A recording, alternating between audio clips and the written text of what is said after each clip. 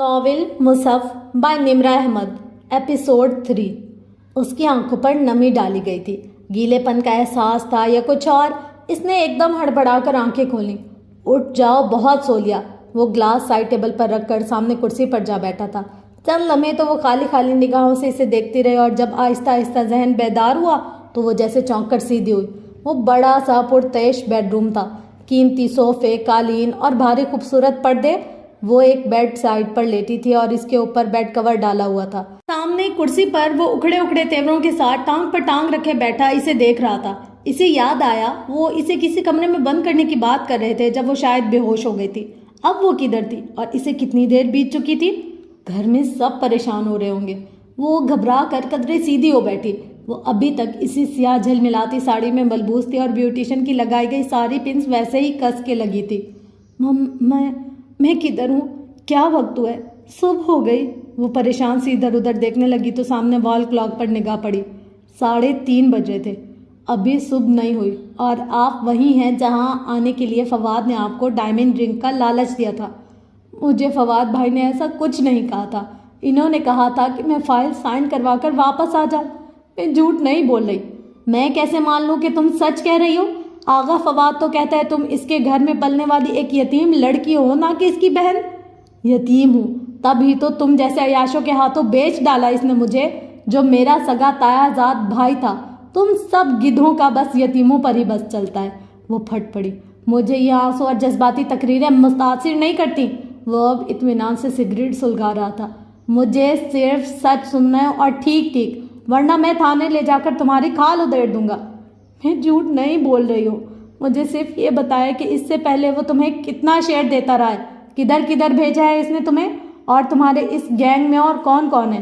Cigarette کا ایک کش لے کر اس نے دھواں چھوڑا تو لمحے بھر کو دھوئیں کے مرغولے ان دونوں کے درمیان حائل ہو گئے۔ مجھ سے قسم لے لو میں سچ۔ قسم لے لوں؟ واقعی؟ ہاں لے 100 بندوں کے سامنے عدالت میں اٹھاؤ گی قسم؟ وہ ٹانگ پر ٹانگ رکھے بیٹھا سگریٹ لبوں میں دبائے کش لے رہا تھا۔ میں تیار ہوں، مجھے عدالت میں لے جائے، میں یہ سب دہرانے کو تیار ہوں۔ وہ تب ہوگا جب میں تمہارے کہے پر یقین کروں گا۔ یقین جو ابھی تک مجھے نہیں آیا۔ اس نے سگریٹ ایش ٹرے پر جھٹکی، راگ کے چند ٹکڑے ٹوٹ کر گرے۔ میں سچ کہہ رہی ہوں، میرا کسی گینگ سے کوئی تعلق نہیں ہے۔ مجھے فواد بھائی نے کچھ نہیں بتایا۔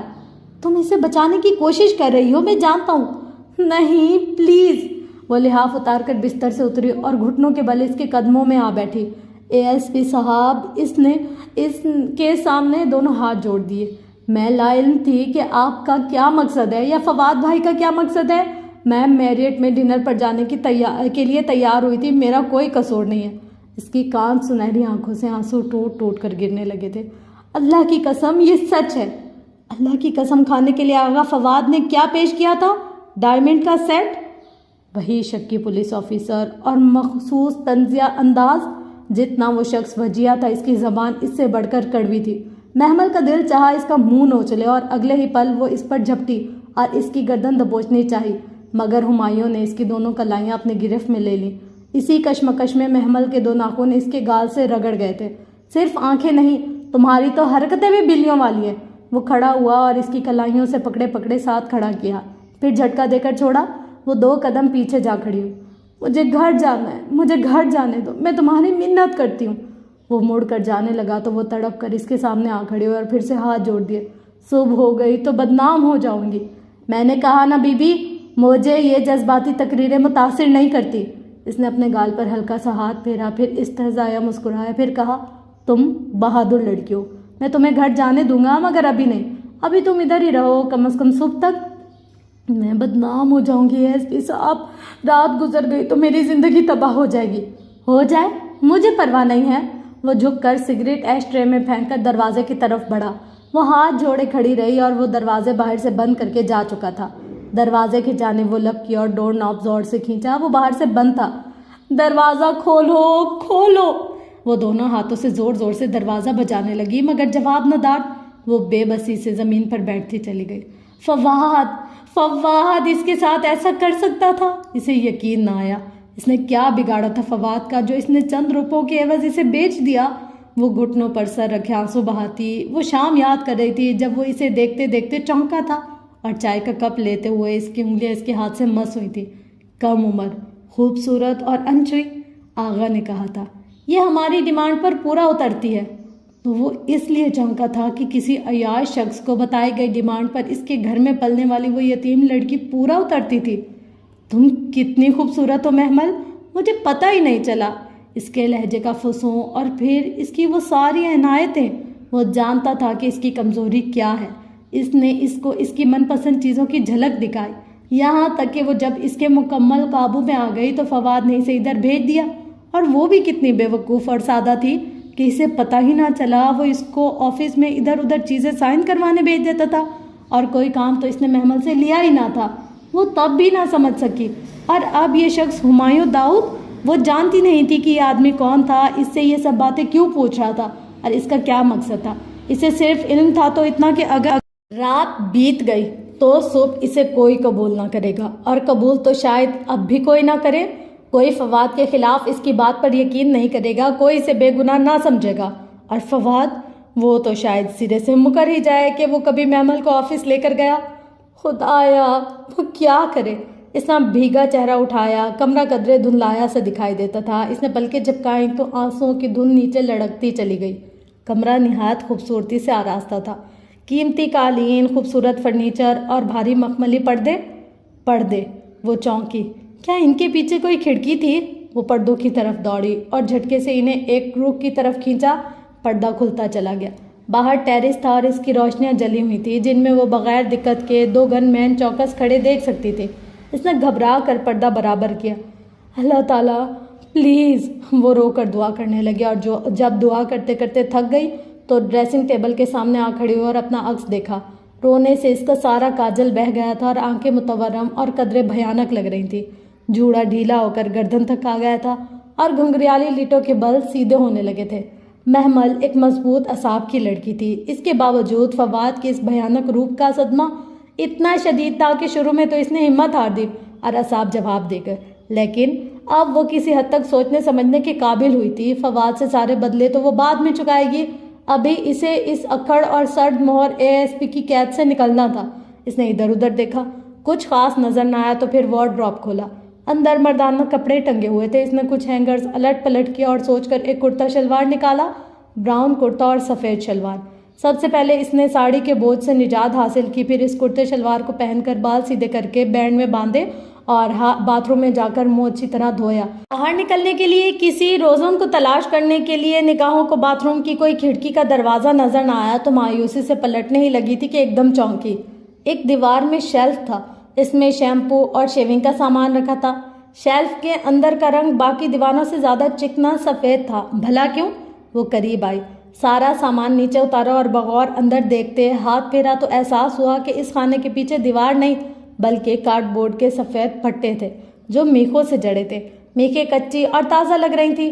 آگے کا کام بہت آسان تھا۔ اس نے سارے نل کھول دیے تاکہ آواز باہر نہ جائے اور تھوڑی سی محنت کے بعد پھٹے کھینچ کر اتار لیے۔ وہ جلدی میں لگائے لگ رہے تھے سو اسے زیادہ زور نہیں لگانا پڑا۔ اس کے پیچھے ایک کھڑکی تھی، اچھی خاصی چوڑی تھی اور اس میں سے وہ بآسانی گزر سکتی تھی۔ بے حد مطمئن سی ہو کر محمل نے کھڑکی کھولی اور جب باہر جھانکا تو ایک لمحے کو سر چکرایا۔ کھڑکی سے 2 فٹ کے فاصلے پر دیوار تھی۔ گھر کی 4 دیواری کی کھڑکی اور 4 دیواری کے درمیان صرف خلا تھا اور نیچے، بہت نیچے پکا فرش تھا۔ وہ اس گھر کی غالباً 3ری منزل پر موجود تھی، شاید اسی لیے انہوں نے کچے پکے پھٹے لگا دیے تھے۔ انہیں اندازہ ہوگا کہ وہ یہاں سے نہیں نکل سکتی۔ اس کا دل ڈوب کر ابھرا۔ یہ آخری راستہ بھی بند ہوتا نظر آ رہا تھا۔ وہ مایوسی سے نل بند کر کے کھڑکی بند کرنے ہی لگی تھی کہ سناٹے میں ہلکی سی آواز سنائی دی۔ آپ صحن میں کیا کر رہی ہیں؟ بس یوں ہی تجوید کی پریکٹس کر رہی ہوں۔ لڑکیوں کی باتیں کرنے کی آوازیں بہت قریب تو نہیں، بہت دور بھی نہیں تھی۔ وہ چونکی اور پھر باتھ روم کی لائٹ بند کی۔ باہر کا منظر قدرے واضح ہوا۔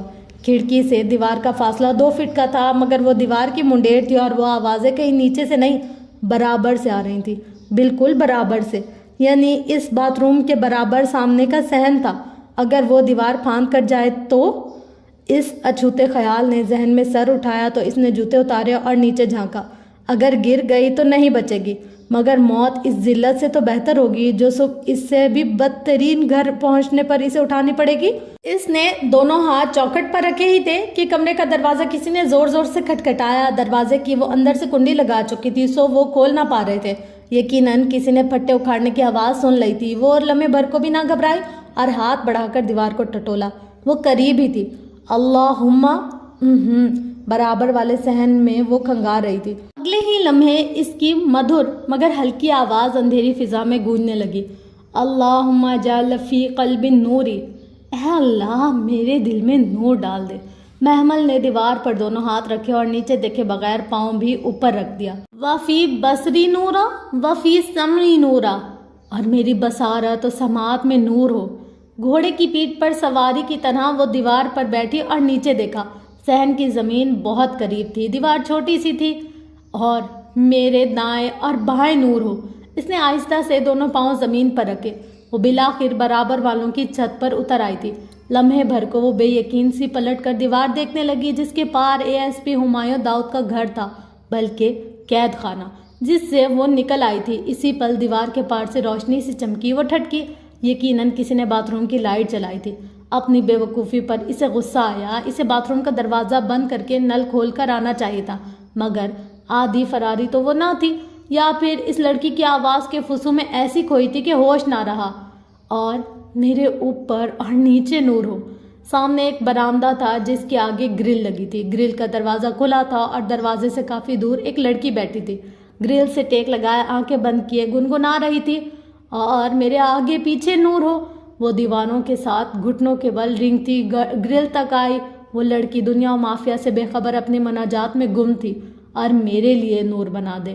محمل چپ چاپ کھلے دروازے سے اندر رینگ گئی۔ لڑکی اسی طرح مگن سی تھی، اور میری زبان و اعصاب میں نور ہو۔ اس نے دھڑکتے دل کے ساتھ ادھر ادھر دیکھا۔ لمبا سا برآمدہ خالی تھا، بس دور ایک فریج پڑا تھا اور اس کے ساتھ جالی دار الماری تھی۔ اندھیرے میں مدھم چاندنی کے باعث اسے اتنا ہی نظر آیا۔ وہ بہت آہستہ سے اٹھی اور دبے پاؤں فریج کی طرف بڑھی۔ میرے گوشت اور لہو میں نور ہو۔ فریج اور الماری کے درمیان چھپنے کی جگہ تھی۔ وہ جھٹ ان کے درمیان آ بیٹھی، مگر سامنے ہی دروازہ تھا۔ وہ لڑکی واپس آتی تو سیدھی اس پر نگاہ پڑتی۔ نہیں، اسے یہاں چھپنے کے بجائے نیچے جانا چاہیے تھا۔ اور میرے بال اور کھال میں نور ہو۔ اندر جانے والا دروازہ بند تھا، اگر اسے کھولتی تو آواز باہر جاتی۔ وہ پریشان سی کھڑی ہوئی، تبھی جالی دار الماری کے ہینڈل سے کچھ لٹکتا نظر آیا۔ اس نے جھپٹ کر وہ اتارا۔ وہ سیاہ جارجٹ کا لبادہ تھا۔ اس نے چاند کی روشنی میں آنکھیں پھاڑ پھاڑ کر دیکھنا چاہا، اور میرے نفس میں نور ہو۔ وہ باہر بے خبر سی ابھی تک دعا پڑھ رہی تھی۔ اس نے لباس وہ کھولا۔ وہ سیاہ عبایا تھا اور اس کے ساتھ گرے اسکارف تھا۔ محمل نے پھر کچھ نہیں سوچا اور عبایا پہننے لگی۔ تبھی اسے احساس ہوا کہ وہ مردانہ کرتا شلوار میں کھڑی اور ننگے پاؤں ہے۔ وہ عبایا بھی اسے غنیمت لگا، اور میرے لیے نور بڑھا دے۔ اسکارف کو اس نے بمشکل چہرے کے گرد لپیٹا۔ عادت نہ تھی تو مشکل لگ رہا تھا۔ اب اسے کسی طرح نیچے جا کر سڑک تک پہنچنا تھا۔ آگے اپنے گھر کا راستہ تو آنکھیں بند کر کے بھی آتا تھا۔ اے اللہ مجھے نور عطا کر، وہ اسی ترنم میں پڑ رہی تھی۔ محمل تیزی سے عبایا کے بٹن بند کر کے اسکارف پر ہاتھ پھیر کر درست کر رہی تھی کہ ایک دم اسے بہت خاموشی لگی۔ باہر صحن بہت چپ چاپ سا ہو گیا تھا۔ شاید اس لڑکی کی دعا ختم ہو گئی تھی۔ اس نے قدرے گھبراہٹ، قدرے جلد بازی میں تیزی سے دروازہ کھولنا چاہا۔ اسی پل اس لڑکی نے پیچھے گرل کی چوکھٹ پر قدم رکھا۔ السلام علیکم۔ کون؟ چوکنی سی آواز اس کے عقب میں ابھری تو اس کے بڑھتے قدم رک گئے۔ دروازے پر ہاتھ رکھے رکھے وہ گہری سانس لے کر پلٹی۔ وہ سامنے شلوار قمیض میں ملبوس، سر پر دوپٹہ لپیٹے، ہاتھ میں کتاب پکڑے الجھی نگاہوں سے اسے دیکھ رہی تھی۔ محمل کا دل زور سے دھڑکا۔ وہ رنگے ہاتھوں پکڑی گئی تھی۔ جانے اب کیا ہوگا؟ وہ میں آپ کی آواز سن کر آئی تھی، بہت اچھی تلاوت کرتی ہیں آپ۔ تلاوت نہیں، وہ دعائے نور تھی۔ میری آواز نیچے تک آ رہی تھی کیا؟ لڑکی کا انداز سادہ مگر محتاط تھا۔ محمل کا دماغ تیزی سے کام کر رہا تھا۔ اسے کسی طرح اس لڑکی کو باتوں میں الجھا کر وہاں سے نکلنا تھا۔ ایک دفعہ وہ سڑک تک پہنچ جائے تو آگے گھر کے تمام راستے اسے آتے تھے۔ خوبصورت آواز ہر جگہ پہنچ جاتی ہے۔ میں تلاوت سمجھ کر آئی، معلوم نہ تھا کہ آپ دعا مانگ رہی ہیں۔ آپ نے بتایا نہیں آپ کا نام؟ شائستگی سے کہتی وہ لڑکی دو قدم آگے آئی تو گرل سے چھن کر آتی چاندنی میں اس کا چہرہ واضح ہوا۔ چکنی سفید رنگت، بے حد گلابی ہونٹ اور بادامی آنکھیں جن کی رنگت سنہری پکراج کی سی تھی، گولڈن کرسٹل۔ یہ لفظ محمل کے ذہن میں آیا۔ وہ اسے دیکھتے ہی لمحے بھر کو چونکی۔ بہت شدت سے محمل کو احساس ہوا تھا کہ اس نے اس لڑکی کو پہلے کہیں دیکھ رکھا ہے، کہیں بہت قریب، ابھی کچھ وقت پہلے۔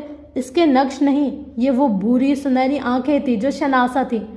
میں محمل ہوں، جانے کیسے لبوں سے پھسل پڑا۔ مجھے دراصل راستے نہیں معلوم تو بھٹک جاتی ہوں۔ او، آپ ہاسٹل میں نئی آئی ہیں، نیو کمر ہیں؟ اور اسے امید کا ایک سرا نظر آ گیا۔ وہ شاید کوئی گرلز ہاسٹل تھا۔ جی، میں شام میں ہی آئی ہوں، نیو کمر۔ اوپر آ تو گئی ہوں مگر نیچے جانے کا راستہ نہیں مل رہا۔ نیچے آپ کے رومز 3rd فلور پر ہے نا؟ پھر نیچے؟ او، آپ تہجد پڑھنے کے لیے اٹھی ہوں گی یقیناً، وہ خود ہی سے کہہ کر مطمئن ہو گئی۔ میں بھی تہجد کے لیے نیچے پریئر ہال میں جا رہی ہوں، آپ میرے ساتھ آ جائیں۔ اس لڑکی نے آگے بڑھ کر دروازہ کھولا، پھر گردن موڑ کر اسے دیکھا۔ میں فرشتے ہوں، آ جائیں۔ وہ دروازہ دھکیل کر آگے بڑھ گئی تو محمل بھی متذبذب سی پیچھے ہو لی۔ سامنے سنگ مرمر کی طویل راہداری تھی، دائیں طرف اونچی کھڑکیاں تھیں جن سے چھن کر آتی چاندنی سے راہداری کا سفید مرمری فرش چمک اٹھا تھا۔ فرشتے راہداری میں آگے تیز تیز چلتی جا رہی تھی۔ وہ ننگے پاؤں اس کے تعاقب میں چلنے لگی۔ مردانہ کھلے پانچے اس کے پاؤں میں آ رہے تھے مگر اوپر عبایا نے ڈھانپ رکھا تھا۔ راہداری کے اختتام پر سیڑھیاں تھیں، چمکتے سفید سنگ مرمر کی سیڑھیاں جو گولائی میں نیچے جاتی تھی۔ اس نے ننگے پاؤں زینے پر رکھے۔ رات کے اس پہر زینوں کا سنگ مرمر بے حد سرد تھا، یک ٹھنڈا۔ وہ محسوس کیے بغیر تیز تیز سیڑھیاں اترنے لگی۔ 3 منزلوں کے زینے ختم ہوئے تو سامنے ایک کشادہ برآمدہ تھا۔ برآمدے کے آگے بڑے بڑے سفید ستون تھے اور سامنے لان نظر آتا تھا۔ ہلکی چاندنی میں برآمدہ نیم تاریک سا لگ رہا تھا۔ ایک کونے میں بے حد چوڑی سیڑھیاں نیچے جاتی دکھائی دے رہی تھی۔ فرشتے ان سیڑھیوں کی طرف بڑھی تو لمحے بھر کو تو اسے خوف آیا۔ وہ بے حد چوڑی سیڑھیاں خاصی نیچے تک جا رہی تھی۔ مدھم چاندنی میں چند زینے ہی دکھتے تھے، آگے سب تاریکی میں گم تھا۔ جانے کیا تھا نیچے؟ فرشتے کے پیچھے وہ سہج سہج کر نیم تاریک زینے اترنے لگی۔ پہلے نیچے جا کر فرش قدموں تلے آ تو محسوس ہوا کہ نیچے نرم سا قالین تھا جس میں اس کے پاؤں دھس گئے تھے۔ وہ بے حد طویل و عریض کمرہ تھا اور وہ کدھر شروع کدھر ختم ہوتا تھا کچھ نہ پتہ چلتا تھا۔ وہ ادھر ادھر گردن گھماتے اندھیرے میں آنکھیں پھاڑ پھاڑ کر دیکھنے کی کوشش کرنے لگی۔ فرشتے نے دیوار پر ہاتھ مارا، بٹن دبانے کی آواز آئی اور اگلے ہی لمحے جیسے پورا آسمان روشن ہو گیا۔ محمل نے گھبرا کر ادھر ادھر دیکھا۔ وہ ایک بہت بڑا ہال تھا، چھت گیر فانوس اور اسپاٹ لائٹس جگمگا اٹھی تھی۔ ہال 6 اونچے ستونوں پر کھڑا تھا، بے حد سفید ستون، سفید دیواریں، روشنیوں سے جگمگاتی اونچی چھت اور دیواروں میں اونچی گلاس ونڈوز۔ وضو کی جگہ وہ ہے سامنے۔ فرشتے نے اپنے دوپٹے کو پل لگاتے ہوئے ایک طرف اشارہ کیا تو جیسے وہ چونکی، پھر سر ہلا کر اس کی طرف بڑھی۔ وضو کی جگہ نیم تاریک تھی، سنگ مرمر کی چوکیاں اور سامنے ٹوٹیاں، ایک ایک ٹائل چمک رہا تھا۔ وہ ہر شے کو ستائش سے دیکھتی، ایک چوکی پر بیٹھی اور جھک کر ٹوٹی کھولی۔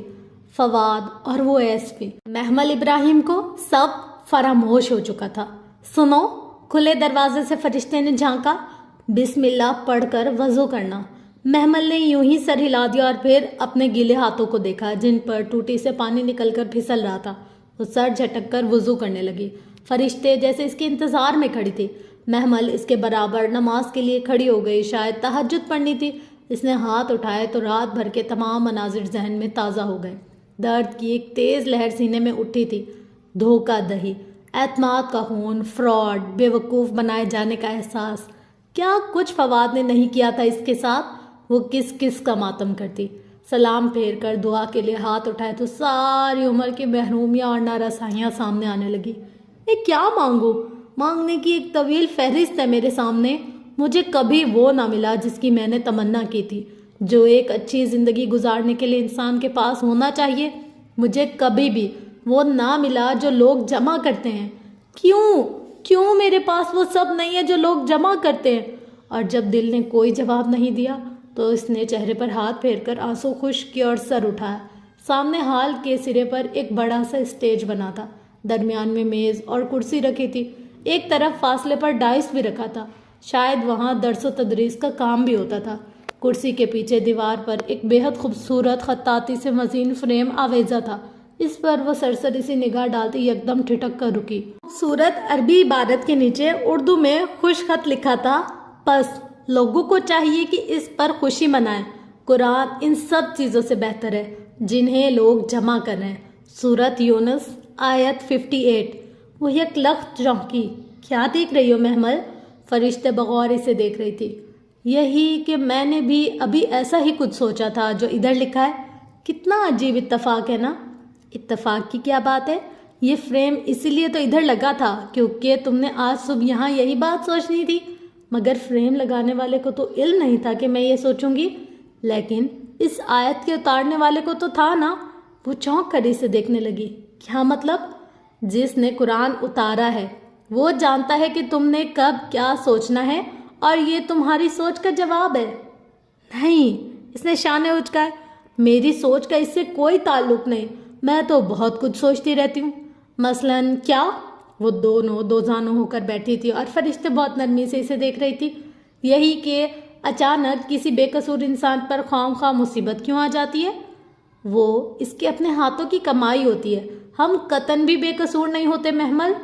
غلط، بالکل غلط. میں نہیں مانتی تھی. جیسے بھڑک اٹھی. ایک لڑکی کو اس کا سگا تایا زاد پرپوز کرنے کے بہانے ڈنر کا جھانسا دے کر اسے خوب بننے سنورنے کا کہہ کر اپنے کسی عیاش دوست کے گھر لے جاتا ہے کہ ایک رات کے لیے بیچ آئے. یہ خواہ خواہ کی مصیبت، خواہ خواہ کا ظلم نہیں ہے کیا؟ نہیں. محمل نے بے یقینی سے پلکیں جھپکائیں. ہاں، قطعاً نہیں. اسی صورتحال سے بچنے کو تو اللہ تعالیٰ نے اس سے بہت پہلے ہی بتا دیا تھا. یقیناً اس لڑکی کو یہ تو علم ہوگا کہ اسے ایک نامحرم کے لیے تیار نہیں ہونا چاہیے. کزن بھی تو نامحرم ہے اور اسے یہ بھی پتا ہوگا کہ اسے اپنا جسم اور چہرہ اس طرح ڈھکنا چاہیے کہ کسی نامحرم بالفرض اس کے کزن کو کبھی علم ہی نہ ہو سکے کہ وہ اتنی خوبصورت ہے کہ وہ اسے بیچنے کا سوچے. اب بتاؤ، یہ ظلم ہے یا اس کے ہاتھوں کی کمائی؟ وہ دھواں ہوتے چہرے کے ساتھ بنا پلک جھپکے فرشتے کو دیکھ رہی تھی جو سر جھکائے دو زانوں بیٹھی آہستگی اور نرمی سے کہہ رہی تھی. اور یقیناً اپنے کزن کے دھوکے میں آنے سے قبل کسی نے اللہ کے حکم سے اسے خبردار ضرور کیا ہوگا. اس کے ضمیر نے یا شاید کسی انسان نے، مگر اس نے پھر بھی نہیں سنا. اور اس کے باوجود اللہ اسے عزت اور حفاظت سے رکھے. یہ تو اللہ کا بہت بڑا احسان ہے. Out of the way favour ہے. ہم اتنے بے قصور ہوتے نہیں ہیں محمل جتنا ہم خود کو سمجھتے ہیں. وہ کہے جا رہی تھی اور اس کے ذہن میں دھماکے ہو رہے تھے.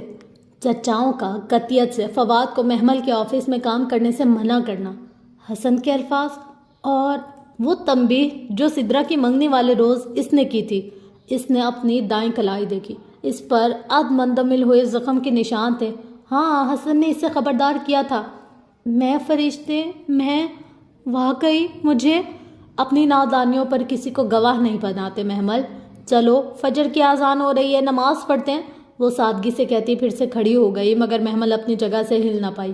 آگہی کا آئینہ بہت بھیانک تصویر پیش کر رہا تھا. اسے ایک ایک کر کے تمام باتیں پھر سے یاد آنے لگی. فرشتے ٹھیک کہہ رہی تھی. سب سے زیادہ قصور تو خود اسی کا تھا. وہ آخر فواد کی گاڑی میں بیٹھی ہی کیوں تھی؟ اس نے دل اور مصحف میں سے دل کا انتخاب کیوں کیا تھا؟ اس نے بھیگی آنکھیں اٹھائیں. فرشتے اسی سکون سے رکوع میں کھڑی تھی اور سامنے وہی الفاظ چمک رہے تھے. قرآن ان سب چیزوں سے بہتر ہے جنہیں لوگ جمع کریں. اس کا دل رو دیا. کیسے ڈھٹائی سے اس نے اس سیاہ فام لڑکی کو اس کا مصحف واپس کیا تھا. اس سمے اس کی آواز میں کیسی بے رخی تھی. ٹی وی پر اذان لگتی یا تلاوت ہوتی تو وہ چینل بدل دیا کرتی تھی یا آواز کانوں پر بوجھ لگتی تھی. سپارے پڑھنا کتنا کٹھن لگتا تھا اور فجر تو سوائے پیپرز کی اس نے کبھی نہ پڑھی تھی. اب وہی فجر پڑھنے کے لیے وہ فرشتے کے برابر کھڑی تھی. میرے اللہ، مجھے گھر واپس پہنچا دے. وہ پھر سے رو دینے کو تھی. مجھے تیری قسم، میں پھر کبھی فواد بھائی کے ساتھ کبھی تنہا کبھی ان کو اکیلے نہیں ملوں گی. میں قسم کھاتی ہوں، آئی سوئر. دعا مانگ کر قدرے پرسکون ہوئی تو چہرے پر ہاتھ پھیر کر اٹھی. ایک بات پوچھو فرشتے؟ وہ دونوں ساتھ ساتھ ہال کی سیڑھیاں چڑھ رہی تھی. پوچھو. قسم کھانے سے اللہ مان جاتا ہے؟ قسم ناپسندیدہ چیز ہے. یہ مقدر نہیں بدلتی.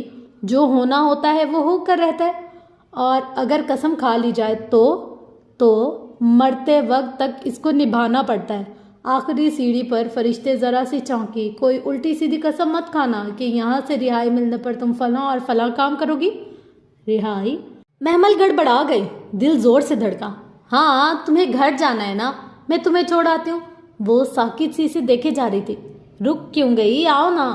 آپ کو کیسے پتا چلا؟ بات یہ ہے محمل کہ اول تو تہجد کے وقت ہمارے یہاں مسجد میں کوئی عبایا پہن کر نہیں گھومتا.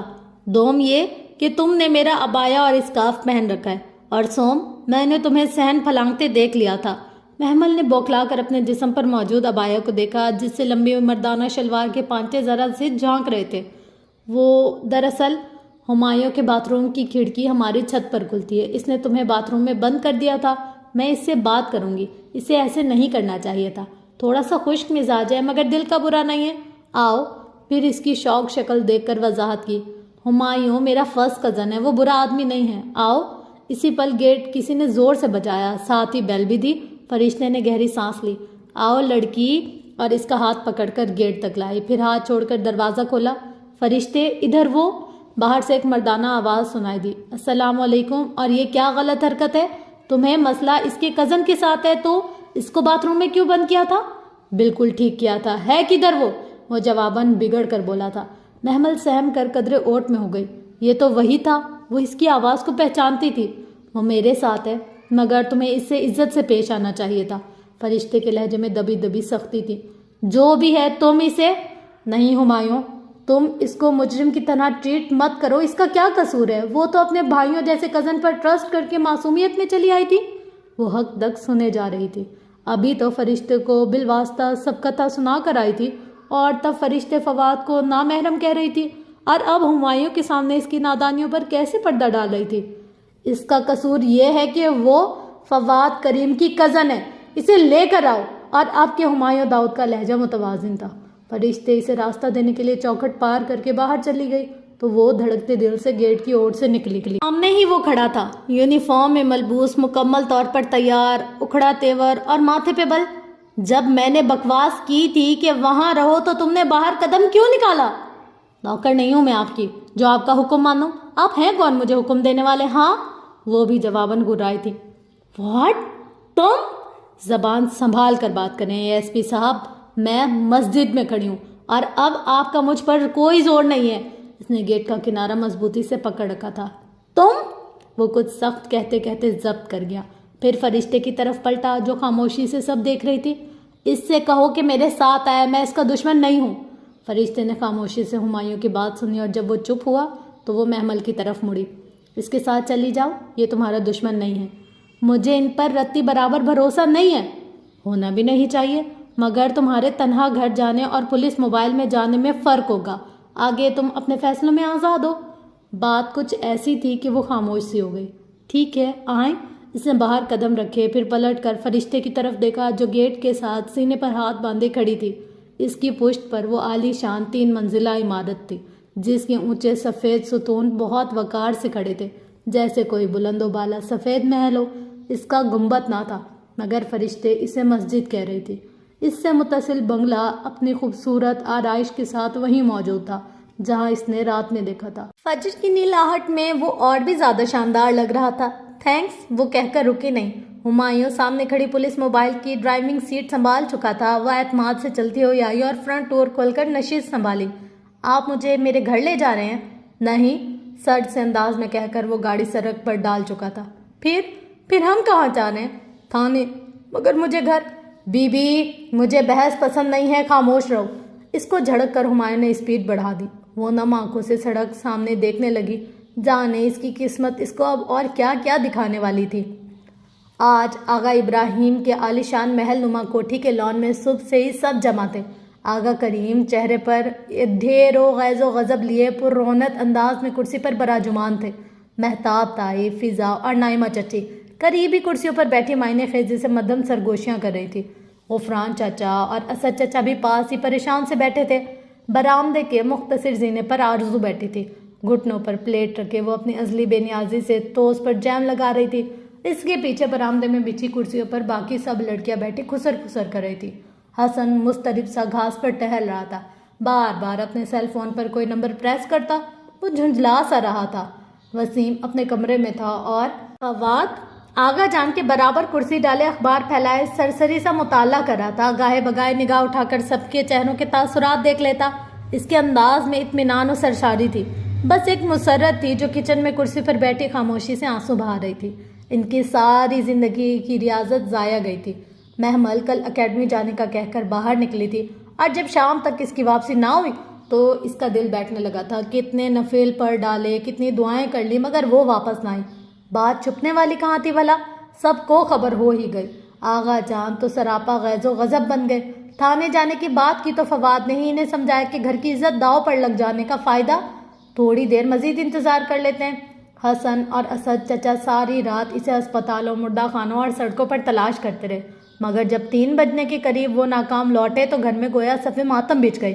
عورتوں کی معنی خیز نگاہیں، مردوں کے ملامت بھرے فکرے مسرت کو اپنی روح میں گھٹتے ہوئے محسوس ہوئے تھے۔ وہ اسی وقت سے روئے چلی جا رہی تھی۔ کوئی صفائی، کوئی دہائی نہیں، بس آنکھوں میں آنسو اور لبوں پر ایک ہی دعا کہ محمل کی لاش کسی ہسپتال، کسی نہر نالے سے مل جائے، مگر وہ نہ ہو جو اس کی ساری ریاضت ضائع کر دے۔ بھاگ گئی کسی کے ساتھ؟ ارے میں تو پہلے ہی کہتی تھی۔ صبح کا سورج طلوع ہونے لگا تھا جب تائی مہتاب کی آواز کچن میں سنائی دی۔ شک تو مجھے بھی یہی ہے، نائمہ چچی نے بلند سی سرگوشی کی۔ وہ سب رات سے جاگ رہی تھی، البتہ حسن کے علاوہ دوسرے لڑکیاں بھرپور نیند لے کر ابھی بیدار ہوئے تھے۔ بس! آغا جان ایک دم دھاڑے۔ اندر کچن میں روتی مسرت نے دہل کر بھیگا چہرہ اٹھایا۔ سب نے چونک کر آغا جان کو دیکھا، جن کا سرخ و سفید چہرہ غصے سے تمتما رہا تھا۔ اب اگر وہ زندہ اس دہلیز پر آئی تو میں اسے یہی دفن کر دوں گا، سن لیا سب نے؟ ارے ایسی بیٹیوں کا تو پیدا ہوتے ہی گلا گھونٹ دینا چاہیے۔ ابراہیم اس کو بھی ساتھ لے کر مرتا، ہماری عزت داغدار کرنے کے لیے چھوڑ دیا تھا۔ توبہ توبہ! ضرور کسی کے ساتھ چکر تھا، قرآن اٹھا کر چھت پر جاتی تھی۔ توبہ استغفار، تاکہ ہم اس پر شک نہ کریں، اسی لیے تو میں نے اس دن کہا تھا مگر کوئی سنے تو۔ تائی مہتاب کو اپنا غم یاد آیا، مسرت کا دل ڈوبتا چلا گیا۔ تم مر جاؤ محمل، خداہرا مر جاؤ مگر واپس نہ آؤ۔ ان کا دل درد سے چلایا تھا۔ آج کے بعد اس کا نام کوئی اس گھر میں نہیں لے گا، اور اگر… آغا جان کی بات ادھوری رہ گئی۔ کسی نے زور سے گیٹ پر دستک دی۔ سب نے چونک کر گیٹ کو دیکھا، یہاں تک کہ برآمدے کی سیڑھیوں پر بیٹھی توس کھاتی آرزو نے بھی سر اٹھایا۔ مسرت دھڑکتے دل کے ساتھ کھڑکی میں آن کھڑی ہوئی۔ صبح کے 7 بجے، پہلے تو کبھی اس طرح دستک نہ ہوئی تھی۔ حسن دروازہ کھولو، اسد چچا نے کہا تو حسن نے آگے بڑھ کر گیٹ کے چھوٹے دروازے کے ہینڈل کا ہک کھولا اور پیچھے دروازہ کھلتا چلا گیا۔ ایک مرمری سفید ہاتھ دروازے پر دھرا اور پھر چوکھٹ پر اندر آتے سفید ننگے پاؤں دکھائی دیے۔ آغا جان بے چینی سے اٹھ کھڑے ہوئے، باقی سب بھی ساتھ ہی اٹھے۔ سب کی نظریں گیٹ پر جمی تھی، جہاں چھوٹے دروازے کو کھول کر وہ اندر داخل ہو رہی تھی۔ سیاہ پاؤں تک آتا عبایا اور چہرے کے گرد سختی سے لپیٹا سرمئی اسکارف، ننگے پاؤں سر جھکائے محمل ابراہیم نے اندر قدم رکھا۔ حسن اس سے کہو یہاں سے دفع ہو جائے، ورنہ میں اس کا خون کر دوں گا۔ آغا جان زور سے دھاڑے تھے۔ اب بھی اور اسی وقت نکل جاؤ یہاں سے بے شرم لڑکی، ورنہ… آپ کے باپ کا گھر ہے جو نکل جاؤں؟ وہ جو گردن جھکائے اندر قدم رکھ رہی تھی ایک دم سر اٹھا کر اتنی بے خوفی سے غرائی کہ لمحے بھر کو سب بھونچا رہ گئے۔ تائی مہتاب نے تو ششود سا ہو کر منہ پر ہاتھ رکھ لیا۔ حسن الجھ کر محمل کو دیکھ رہا تھا اور فواد اپنی جگہ ساکت رہ گیا تھا۔ وہ اب پلٹ کر گیٹ کھول رہا تھا۔ دوسرے ہی لمحے زن سے 2 پولیس موبائلز آگے پیچھے ڈرائیو وے پر اندر آئے۔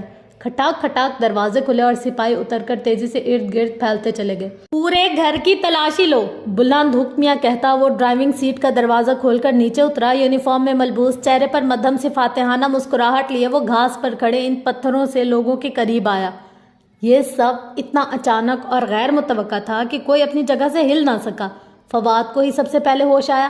اس کے ہاتھ میں ہتھ کڑی لگائی جا رہی تھی۔ کیا بکواس ہے! اس نے غرا کر ہاتھ پیچھے کرنے چاہے۔ اس بکواس میں لکھا ہے کہ تمہاری ضمانت قبل از گرفتاری منسوخ ہو چکی ہے اور یہ کہ تمہیں فوری گرفتار کر کے عدالت میں پیش کیا جائے۔ ہمایوں داؤد نے ایک کاغذ اس کے چہرے کے سامنے لہرایا۔ مسئلہ کیا ہے آفیسر؟ کیا کیا ہے میرے بیٹے نے؟ آغا صاحب، آپ کے بیٹے نے اپنی کزن… ہمایوں نے ایک نگاہ محمل پر ڈالی، جو گیٹ کے ساتھ سینے پر ہاتھ باندھے کھڑی نفرت بھری نظروں سے فواد کو دیکھ رہی تھی۔ محمل ابراہیم کو اپنی ایک پھنسی ہوئی فائل نکلوانے کے عوض 1 رات کے لیے بیچا اور ابھی ناشتہ کرتے ہوئے غالباً اسی فائل کے اپروو ہونے کا انتظار کر رہے تھے۔ آپ کو غلط فہمی ہوئی ہے سر۔ میرا بیٹا… آپ کا بیٹا شمالی علاقہ جات کی لڑکیوں کے اغوا اور خرید و فروخت میں ملوث ہے، یہ آپ بھی جانتے ہیں اور ہم بھی۔ اس دفعہ انہوں نے چالاکی کی اور اپنی کزن کا سودا کر کے اسے دھوکے سے متعلقہ پارٹی کے پاس بیچا۔ البتہ آپ کی بھتیجی پولیس کی حفاظت میں ہی رہی، کیونکہ وہ سب پولیس کے پلان کے تحت تھا۔ آغا فواد گینگ کو منظر عام پر نہ لانے کے لیے چال تو اچھی چلی، مگر ہر چال کامیاب نہیں ہوتی۔ محمل کا اس ASP سے چکر تھا۔ فواد خاموشی سے سن کر بہت آرام سے بولا۔ میں نے انہیں رنگے ہاتھوں پکڑا تھا، اب اپنے کرتوتوں پر پردہ ڈالنے کے لیے یہ مجھے پھنسا رہے تاکہ… خاموش ہو جاؤ، وہ پھٹ پڑی۔ ایک لفظ بھی آپ نے میرے متعلق کہا تو میں آپ کا منہ نوچ لوں گی۔ آپ نے میرے ساتھ کیا کیا آپ کو اندازہ ہے؟ ارے یہ کیا چپ رہے، میں بتاتی ہوں۔ تائی مہتاب جیسے ہوش میں آئی، ایک دم سینے پر ہاتھ مارتی سامنے آئی۔ سارا فساد اسی لڑکی کا مچایا ہوا ہے، یہ میرے بیٹے کو پھنسا رہی ہے تاکہ اس کے اپنے کرتوت نہ کھلے۔ آغا صاحب، انہوں نے تائی طلب نظروں سے آغا جان کو دیکھا اور ادھر ادھر گردن گھمائی۔ سب خاموش کھڑے تھے، کسی نے ہاں یا نہ نہیں کی۔ لڑکی کا نام محمل ابراہیم ہے۔ ہمایوں نے موبائل کا بٹن دبا کر ان کے سامنے کیا۔ اسپیکر سے آواز گونجنے لگی، فواد کی آواز، جو بنا دقت پہچانی جاتی تھی۔ 3 تاریخ ہفتے کی شام وہ آپ کے پاس ہوگی، معصوم، انچوئی اور نوجوان ہے، آپ کی ڈیمانڈ پر پورا اترتی ہے۔ اور ایک کہا محمل کو اپنا چہرہ تمتماتا ہوا محسوس ہوا۔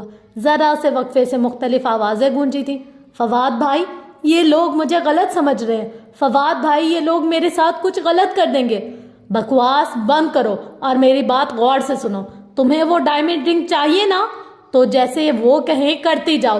بس ایک رات کی تو بات ہے، صبح تمہیں ڈرائیور لینے آ جائے گا۔ ہمایوں نے بٹن دبایا اور موبائل نیچے کیا۔ فواد نے سر جھٹکا۔ آڈیو قانون کی عدالت میں قابل قبول نہیں ہوتا ہے ایس پی صاحب، گھر کی عدالت میں تو ہوتا ہے۔ اور وہ ٹھیک کہہ رہا تھا، ان سب کو سانپ سونگھ گیا تھا۔ ہر شخص اپنی جگہ ساکت و متاسف کھڑا تھا۔ دیکھ لوں گا، میں ایک ایک کو دیکھ لوں گا۔ فی الحال تو تمہیں ایک لمبے عرصے تک جیل کی دیواروں کو دیکھنا ہوگا۔ اسی دن کے لیے حسن ایک دم تیزی سے سامنے آیا۔ اسی دن کے لیے کہتا تھا کہ اس سے دور رہو۔ ساری دنیا جانتی یہ کس کماش کا آدمی ہے، لڑکیوں کا کاروبار کرتا ہے، اسی لیے تمہیں منع کرتا تھا۔ مجھے منع کر سکتے تھے، اس کے ہاتھ نہیں توڑ سکتے تھے؟ میری جگہ اپنی بہن ہوتی تو بھی کچھ نہ کرتے؟ وہ جواباً ایسے تڑک کر بولی کہ حسن کھڑا کا کھڑا رہ گیا۔ محمل بھی ایسے نہ بولتی۔ محمل، مجھے آپ کی کوئی وضاحت نہیں چاہیے، آپ سب ایک سے ہیں۔ اس نے منہ پھیر لیا۔ تب ہی اس نے برآمدے کے ستون کے ساتھ نڈھال سے مسرت کو دیکھا، جو جانے کب ادھر آ کھڑی ہوئی تھی۔ ان کے قریب برآمدے کی سیڑھی پر بیٹھی آرزو بنا پلک جھپکے مبہوت سے اس مغرور اور وجہ سے اے ایس پی کو دیکھ رہی تھی تو اس کا ٹکڑا اس کے ہاتھ میں رہ گیا۔ آغا صاحب، انہیں روکیں، یہ میرے بیٹے کو کدھر لے جا رہے ہیں؟ وہ فواد کو لے جانے لگے تو تائی مہتاب آغا جان کا بازو جھنجھوڑ کر رو پڑی۔ آغا جان چپ کھڑے تھے۔ بالآخر غفران چچا آگے بڑھے۔ بھابھی بیگم، حوصلہ کریں، انشاءاللہ فواد شام تک گھر پر ہوگا۔ ان کی بات پہ ہمایوں نے استہزائیہ سر جھٹکا اور پلٹا۔ 1 منٹ اے ایس پی صاحب، آغا جان ٹھہرے ہوئے انداز میں مخاطب ہوئے۔ وہ چونک کر پلٹا۔ یہ لڑکی رات باہر گزار آئی ہے، ہم شریف لوگ ہیں، اس کو قبول نہیں کر سکتے، آپ اسے بھی بھلے ساتھ ہی لے جائیں۔ محمل ساکت رہ گئے، اسے لگا وہ کبھی اپنی جگہ سے ہل نہیں سکے گی۔ واقعی؟ ہمایوں نے آبرو اٹھائی۔ برآمدے کے ستون سے لگی مسرت کے آنسو پھر سے ابل پڑے۔ جی واقعی، کہ چبا کر کہنے پر وہ مسکرایا۔ ٹھیک ہے محمل بی بی، تھانے چلیے، آپ سلطانی گواہ ہیں، گواہی دیں اور فواد کریم کو ساری عمر جیل میں سڑتے دیکھیں۔ میں نے تو چاہا تھا گھر کی بات گھر میں رہ جائے، لیکن اگر آپ چاہتے ہیں کہ ساری دنیا کا علم ہو کہ فواد نے گھر کی بچی کا سودا کیا ہے تو ٹھیک ہے، ہم اس سلطانی گواہ کو ساتھ لے چلتے ہیں۔ نہ آپ اس بچی کو سمجھا بجھا کر راضی کر کے چپ کرا سکیں گے، نہ ہی فواد کبھی باہر آئے گا۔ چلو محمل۔ ارے نہیں ایس پی صاحب، محمل ہماری بچی ہے، بھائی صاحب بس یوں ہی ناراض ہیں، ہمیں یقین ہے کہ یہ پولیس کی حفاظت میں رہی ہے، عزت سے گھر آئی ہے۔ غفران چچا نے بوکھلا کر بات سنبھالی۔ نہ بھی یقین کریں پھر بھی محمل کو ہم نے مسجد بھجوایا تھا، عورتوں کی مسجد ہے، میری بہن ادھر پڑھاتی ہے۔ اس نے آغا صاحب کو بغور دیکھتے ہوئے بہن پر زور دیا اور ایک سخت نظر ڈالتا پلٹ گیا۔ وہ ابھی تک ویسے ہی ساکت و ششد کھڑی تھی جیسے اسے آغا جان کے الفاظ کا ابھی تک یقین نہیں آیا تھا۔ گاڑیاں گیٹ سے باہر نکل گئیں۔ غفران چچا موبائل پر کوئی نمبر ملانے لگے۔ تائی مہتاب زور زور سے رونے لگی۔ یہ سارا اسی منحوس کا کیا درا ہے، اسے گھر سے نکالیے آغا صاحب، کم بخت نے میرے بچے کو پھنسا دیا، اب اپنے باپ کے ساتھ کیوں نہیں مر گئی؟ وہ جارحانہ انداز میں اس کی طرف بڑھی مگر حسن درمیان میں آ گیا۔ کیا کریں آپ تائی اماں؟ ان کے دونوں ہاتھوں کو گرفت میں لیے اس نے بمشکل انہیں باز رکھا۔ بھلا ایک لڑکی کے کہنے پر فواد کریم جیسے اثر و رسوخ والے شخص کے اریسٹ وارنٹ بن سکتے ہیں؟ یہ جھوٹ بکتی ہے، میں اسے جان سے مار دوں گی۔ محمل اندر جاؤ، فضا چچی نے آہستہ سے کہا تو وہ چونکی اور پھر اندر کی طرف دوڑی۔ فضا اور نائمہ نے معنی خیز نگاہوں سے ایک دوسرے کی طرف دیکھا۔ آغا جان ڈرائیوے کی طرف بڑھ گئے۔ ताई अम्मा अभी तक हसन के बाजुओं में रो चीख रही थी। वो भागती हुई बरामदे के सिरे पर रुकी। सितून से लगी खड़ी मुसरत ने मुंह फेर लिया। इसे धक्का सा लगा। अम्मा! इसकी आंखों में मिर्चें चुभने लगी। ए महमल! आरजू ने इसके कंधे पर हाथ रखा तो वो जरा सा चौंकी। ये हैंडसम ऑफिसर कौन था? ये हुमायूं था, हुमायूं दाऊद। Nice name. किधर रहता है? जहन्नुम में। एड्रेस चाहिए? वो जहर खंदा हुई तो आरजू ने बुरा सा मुंह बनाया। महमल इसका हाथ झटक कर एक शिकवा कुना निगाह माँ पर डालती अंदर भागती गई। हुमायूं दाऊद। आरजू जेर लब मुस्कुराई और फिर तोस खाने लगी। घर में अगले कई रोज तक खामोशी छाई रही। बस एक हसन था जो हर दम हर एक के सामने इसका दिफा करता नजर आता था। अगर महमल की जगह आरजू होती तो भी आप यही कहती चच्ची? वो नाइमा की किसी बात पर भड़क कर बोला तो वो जो सर मुंह लपेटे अंदर पड़ी थी झटके से उठी और तेजी से बाहर आई। आपको कोई जरूरत नहीं है हर एक के सामने मेरी सफाई देने की। वो लाउंज में आकर एकदम चिल्लाकर बोली तो सब चौंक कर इसे देखने लगे। मगर महमल, अगर इन लोगों ने मुझे यूं ही पूरे खानदान में बेइज्जत करना है तो ठीक है। अगर इज्जत एक दफा चली गई है तो मैं किस इज्जत को बचाने के लिए कोर्ट में चुप रहूंगी? मैं भी भरी अदालत में सारे शहर को बताऊंगी। सुन लें आप। अपने पीछे धाड़ से दरवाजा बंद करके इसने फिर से खुद को कमरे में कैद कर लिया। अंदर मुसरत बिस्तर की चादर दुरुस्त कर रही थी। इसे आते देखकर लम्हे भर को सर उठाया, फिर वापस काम में मसरूफ हो गई। आप भी मुझसे नाराज है ना अम्मा? मुसरत खामोशी से तकिए पर गिलाफ चढ़ाती रही। अम्मा! हाँ, इसकी आंखों के गोशे भीगने लगे। वो तकिए दुरुस्त करके दरवाजे की तरफ बढ़ी। मैंने क्या किया है अम्मा? वो रो पड़ी। दरवाजे की तरफ बढ़ती मुसरत ने गर्दन मोड़ी। तुमने अच्छा नहीं किया महमल। बहुत दिनों बाद वो इससे बोली थी। अम्मा! वो तड़प कर इनके करीब आई। फवाद भाई ने मुझे फंक्शन का कहकर। मुझे पता है मगर यकीन नहीं है। हैं? फिर बात क्यों नहीं करती मुझसे? मैं बरसों इनकी खिदमत करती रही हूँ कि शायद कभी ये हमें कुछ इज्जत दें, मगर मेरी बेटी इन्हीं के बेटे से पकड़वा कर इसके खिलाफ कोर्ट कचहरी में गवाही देती फिरे। पहले जिंदगी कम मुश्किल थी महमल, जो तुमने मजीद मुश्किल बना दिए। वो थकी थकी सी पलट गई। वो नम आंखों से इन्हें जाते हुए देखती रही। एक गलत कदम इसे यहाँ ला पहुंचाएगा इसने कभी सोचा भी ना था। फिर कितने ही दिन वो मातम करती रही। इसके पास रोने को बहुत कुछ था। फिर कई दिनों बाद इसे इस अबाया स्कार्फ और मर्दाना शलवार कमीज का ख्याल आया तो वो दोनों को अलग अलग शॉपर में डालकर फरिश्ते को वापस करने निकली। कोई ज़रूरत नहीं है हुमायूं दाऊद के मुंह लगने की। फरिश्ते को दे दूंगी, वही आगे पहुंचा देगी। इसने सोचा था। बस स्टॉप का बेंच अब वीरान होता था। वो सियाह फाम लड़की मुड़कर कभी वापस ना आई थी। जाने कौन थी, कहाँ चली गई थी, वो अक्सर सोचती रह जाती थी। बस से उतरकर इसने सड़क पर खड़े गर्दन ऊंची करके देखा। वो दोनों इमारतें साथ साथ थी। हुमायूं दाऊद का बंगला सब्ज बेलों से ढका था और साथ मौजूद ऊंचे सुतूनों वाली सफ़ेद इमारत कोई इंस्टीट्यूट था शायद। कोई ज़रूरत नहीं है इस फजूल इंसान का दरवाज़ा खटखटाने की। मैं मस्जिद में ही चली जाती हूँ। वो मस्जिद के सियाह गेट के सामने आई। गेट का सियाह लोहा चमक रहा था। इसे इस चमकते लोहे में अपना अक्स दिखाई दिया। ब्लू जीन्स के ऊपर घुटनों तक आता कुर्ता, गर्दन से लिपटा दुपट्टा, ऊंची भूरी टेल बांधे, माथे पर बल डाले वो अपने मखसूस हुलिये में थी। गेट के इस तरफ एक बोर्ड लगा था जिसको वो पहले ना देख सकी। इस पर वाज़े लिखा था नो मैन अलाउड, मर्दों का दाखिला ममनू है। साथ बावर्दी गार्ड बैठा था। इसने गहरी सांस लेकर अंदर कदम रखा।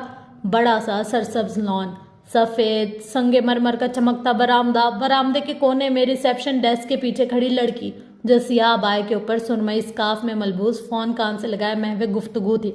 सामने से सफ़ेद शलवार कमीज में मलबूस एक लड़की चली आ रही थी। इसने अनाबी स्कार्फ ले रखा था जैसे यूनिफॉर्म हो। महमल के करीब से गुजरते इसने मुस्कुराकर अस्सलाम वालेकुम कहा। जी। वो चौंकी। वो लड़की मुस्कुराकर इसके पास से गुजर कर चली गई। हैं, इसने मुझे क्यों सलाम किया? क्या ये मुझे जानती है? वो उलझ ही रही थी कि रिसेप्शनिस्ट की आवाज़ आए। अस्सलाम वालेकुम, कैन आई हेल्प यू? जी, मुझे फरिश्ते से मिलना है। वो डेस्क के करीब आए। फरिश्तेबाजी क्लास में होंगी, अंदर कॉरिडोर में राइट पर फर्स्ट डोर। अच्छा। वो इधर उधर देखती संगमरमर के चमकते फर्श पर चलती जा रही थी। कॉरिडोर में पहले खुले दरवाजे पर वो रुकी। अंदर से फरिश्ते की मजबूत मगर खूबसूरत आवाज़ आ रही थी। मरीतीन से मुराद बनी इसराइल में होने वाले 2 मरतबा का फसाद है। मुफस्सिरीन के मुताबिक पहली दफ़ा से मुराद ज़िक्रिया का कत्ल है, जबकि दूसरी दफ़ा से ईसा अलैहिस्सलाम के कत्ल की साजिश मुराद है। इसने खुले दरवाजे से अंदर गर्दन की। सामने बने प्लेटफॉर्म पर कुर्सी पर वो बैठी अपने आगे मेज पर किताब खोले मसरूफ सी पढ़ा रही थी। اس کے سامنے قطار در قطار لڑکیاں کرسیوں پر بیٹھی تھی، انابے اسکارف میں لپٹے، بہت سے جھکے سر اور تیزی سے لکھتے قلم۔ وہ واپس پلٹ گئی۔ برآمدے میں ریسیپشنسٹ ڈیسک کے سامنے دیوار سے لگے کاؤچ پر بیٹھ کر وقت کاٹنا اسے بہتر لگا۔ کتنی ہی دیر وہ ٹانگ پر ٹانگ رکھے یوں ہی بیٹھی، پاؤں جھلاتے، چنگم چباتے ہوئے تنقیدی نگاہوں سے ارد گرد گزرتی لڑکیوں کا جائزہ لیتی رہی۔ وہاں ایک منظم سی چہل پہل ہم وقت ہو رہی تھی، وہ جیسے کوئی اور ہی دنیا تھی۔ یونیفارم میں ملبوس ادھر ادھر تیزی سے آتی جاتی لڑکیاں، وہاں ہر طرف لڑکیاں ہی لڑکیاں تھی۔ اسٹوڈنٹ کی سفید شلوار قمیض اور اوپر کسی رنگ کا اسکارف تھا، جبکہ تمام ٹیچرز اور آفیشلز کے سیاہ عبایا اور سرمئی اسکارف تھے۔ ان کے عبایا اور اسکارف لینے کا انداز بے حد نفیس تھا۔ بہت پر اعتماد، ایکٹیو اور مصروف سی لڑکیاں، جیسے وہ الگ سی دنیا ہو اور وہاں کی لڑکیاں چلا رہی ہوں۔ کچھ تھا اس مسجد میں جو محمل کو کہیں اور نظر نہیں آیا تھا۔ السلام علیکم، اگر آپ بور ہو رہی ہیں تو اس کا مطالعہ کر لیں۔ شیور، اس نے شانے اچھا کر ریسیپشنسٹ کے ہاتھ سے وہ دبیز کتاب لی۔ چند صفحے پلٹتے ہی اسے بے اختیار وہ شام یاد آئی جب آغا جان نے ٹیرس پر اس سے وہ سیاہ جلد والا مصحف چھینا تھا۔ وہ قرآن کی سادہ ٹرانسلیشن تھی۔ وہ یوں ہی درمیان سے کھول کر پڑھنے لگی۔ اور اس نے ہی غنی کیا اور مالدار بنایا، اور وہی ہے جو شعری ستارے کا رب ہے، اور بلا شبہ اس نے ہی پہلی قوم عاد کو ہلاک کیا اور قوم سمود کو بھی، پھر کچھ باقی نہ چھوڑا، اور ان سے پہلے قوم لوط کو بھی۔ بلا شبہ یہ سب انتہائی ظالم و سرکش لوگ تھے، اور اسی نے پلٹا الٹی ہوئی بستیوں کو، پھر ان پر چھا گیا جو چھانا تھا۔ تو تم اپنے رب کی کون کون سی نعمتوں پر جھگڑو گے؟ یہ تو تنبیہ تھی، پہلی تنبیہات میں سے آنے والی قریب آ گئی۔ اللہ کے علاوہ کوئی ظاہر کرنے والا نہیں، تو کیا تم قرآن سے تعجب کرتے ہو اور ہنستے ہو، روتے نہیں، اور تم کھیل تماشا کر رہے ہو؟ محمل، ارے وہ جو بالکل کھو کر پڑھتی چلی جا رہی تھی بری طرح چونکی۔ سامنے فرشتے کھڑی تھی۔ اس نے قرآن بند کیا اور میز پر رکھ کر کھڑی ہوئی۔ السلام علیکم، کیسی ہو؟ فرشتے اس کے گلے لگ کر الگ ہوئی اور اسے شانوں سے تھام کر مسکرا کر دیکھا۔ وہ محمل سے 2 انچ لمبی تھی، شفاف سفید چہرہ، سرمئی اسکارف میں مقید، اور وہ کانچ سی بھوری آنکھوں سے جو کسی سے بہت ملتی تھی۔ ٹھیک، آپ کیسی ہیں؟ الحمدللہ، اتنے دنوں بعد تمہیں دیکھ رہی ہوں، گھر میں سب ٹھیک ہے؟ جی، اس نے نگاہیں جھکائیں اور بہت سی نمی اپنے اندر اتاری۔ چلو کوئی بات نہیں، سب ٹھیک ہو جائے گا۔ آپ کی چیزیں تھیں میرے پاس، اس نے شاپر اوپر کیا۔ میں سمجھی تم میرے لیے کوئی گفٹ لائی ہو۔ وہ ہنسی اور شاپر لے لیا۔ کوئی تکلف نہیں، بہت خالص سا انداز، سچا اور خالص۔ لیکن اگر تم یہ رکھنا چاہو تو؟ نہیں، میں عبایا وغیرہ نہیں لیتی۔ نو پرابلم دین، بہت شکریہ۔ وہ خوش دلی سے مسکرائے تو محمل کو اچھا لگا۔ بہت مذہبی لوگ عموماً اتنے سنجیدہ اور سخت نظر آتے کہ جیسے ایک وہی نیک مومن اور باقی سب گناہ گار کافر۔ اسے ایسے لوگوں سے شدید چڑ ہوتی تھی جن کے سامنے اسے لگے کہ یہ مجھے بہت گناہ گار سمجھ رہے ہیں، مگر فرشتے اور اس کی مسجد کی لڑکیاں اس روایتی امیج سے بہت مختلف تھیں۔ یہ ان کا ہے، اس نے دوسرا شاپر سامنے کیا۔ ہمایوں کا؟ جی، اچھا، ہمایوں کبھی شہر میں ہوتا ہے کبھی نہیں، میرا اس سے ایز سچ کوئی کانٹیکٹ نہیں رہتا، میں بھول بھی جاتی ہوں بہت۔ اگر تم یہ اس کے چوکیدار کو دے دو تو وہ پہنچا دے گا۔ فرشتے، انہوں نے آپ کو اپنی اور فواد بھائی کی ڈیل کے بارے میں بتایا تھا؟ ڈیل نہیں، وہ دراصل آغا فواد سے بہت تنگ تھا اور اسے اس کے گینگ کی کسی لڑکی کے ذریعے پکڑنا چاہتا تھا۔ وہ گینگ کی لڑکی توقع کر رہے تھے، تو آپ کو کیسے علم ہوا کہ ان کی کزن ہوں میں؟ تم نے خود بتایا تھا جب ہم پریئر ہال میں تہجد پڑھ رہے تھے۔ اوہ، کئی دن کی الجھن سلجھ گئی تھی۔ میں تو گینگ کی لڑکی نہیں تھی، پھر انہوں نے فواد بھائی کو کیسے اریسٹ کیا؟ یہ تو تم ہمایوں سے پوچھنا، میری طور سے اس سے بات ہی نہیں ہوئی۔ ٹھیک، 2 بجنے کو ہیں فرشتے، میں پھر آؤں گی۔ اور وہ سوچ رہی تھی کہ اس کا ہمایوں سے زیادہ رابطہ نہیں رہتا، مگر اسے فواد کے کیس کی ہر بات معلوم تھی۔ عجیب بات تھی۔ اور میں دعا کروں گی کہ تم کبھی ہمارے ساتھ آ کر قرآن پڑھو۔ معلوم نہیں، شاید مجھے کچھ عرصے تک انگلینڈ جانا ہو۔ اوہ، فرشتے کے چہرے پر سایہ سا لہرایا۔ آپ کی مسجد میں قرآن پڑھاتے ہیں؟ ہاں، یہ دراصل ایک اسلامک اسکول ہے۔ میں چلتی ہوں۔